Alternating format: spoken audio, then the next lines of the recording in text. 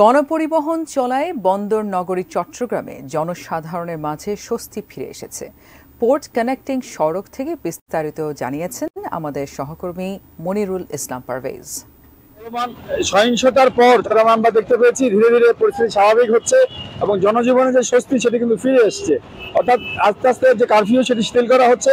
যেমন আজকে সকাল 6টা থেকে রাত 8টা পর্যন্ত কারফিউ শিথিল করা হয়েছে, যেটি গতকালকেও ছিল 6টা থেকে 6টা এবং এর আগের দিন ছিল 6টা থেকে 5টা। এভাবে করে এখন কারফিউ যেটি সেটি শিথিল করা হচ্ছে। তবে এখনো মাঠে সেনাবাহিনী রয়েছে এবং জনগণের যে স্বস্তি সেটি ফিরে আসে না পর্যন্ত সেনাবাহিনী মাঠে থাকবে বলে জেলা প্রশাসন আমাদেরকে জানিয়েছেন। তবে এখানকার সাধারণ জনগণ বলছেন যা ওনারা এই ভীতিকর পরিস্থিতি চায় না। সরকার এবং জনগণ যাতে দুই পক্ষে অবস্থান না করে সেখানে কোনো পরিস্থিতি যাতে সৃষ্টি না হয় সেই দাবিটি জনগণ জানিয়েছেন। এখন গণপরিবহন প্রচুর থাকার কারণে মানুষকে অফিস যেতে আর ভোগান্তিতে পড়তে হচ্ছে না এবং সবকিছু ধীরে ধীরে স্বাভাবিক হয়ে আসছে।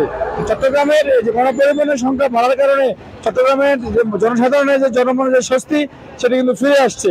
তো পিসি রোড থেকে আমার কাছে এই জনগণের যে ভোগান্তি কমে যাচ্ছে এবং স্বস্তি ফিরে আসছে, এ নিয়ে এতটুকুই রয়েছে।